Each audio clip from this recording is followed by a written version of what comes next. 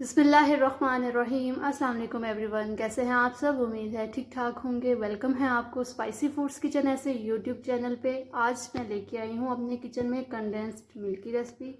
बहुत ज़बरदस्त है और ये बहुत सारी रेसिपीज़ में यूज़ होता है, ख़ास तौर पर फ़ालूदा, आइसक्रीम या कुल्फ़ी जैसी रेसिपीज़ में।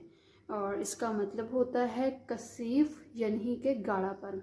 तो चले शुरू करते हैं रेसिपी को। यहाँ पे मैंने एक पैन लिया है और उसमें मैं 3 कप दूध ऐड कर दूँगी।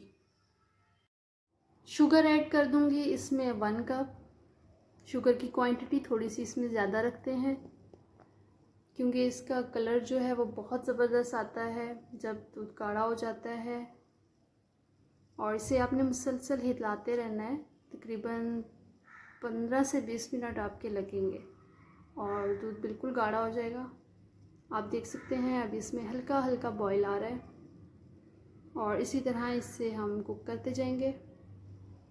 और अगर मेरे चैनल पर नए हैं तो चैनल को लाजमी सब्सक्राइब कर दिया करें, इससे हौसला अफजाई हो जाती है। और वीडियो को भी लाइक कर दिया करें, ये बिल्कुल फ्री होता है।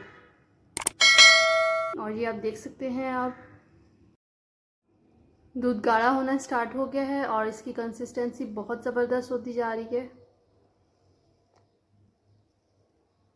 और हल्का हल्का कलर भी चेंज हो रहा है। इसका कलर जो है वो थोड़ा सा येलो हो जाता है।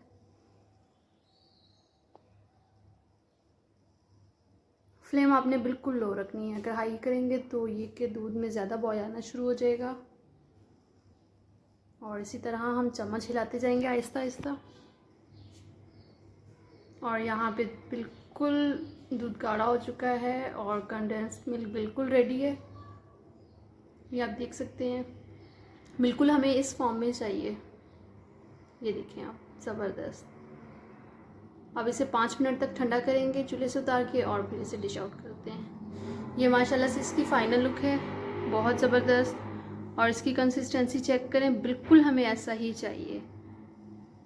और अब ये बिल्कुल यूज़ करने के लिए रेडी है। आप इसे किसी भी स्वीट में, किसी भी आइसक्रीम में, फालूदा में आप यूज़ कर सकते हैं।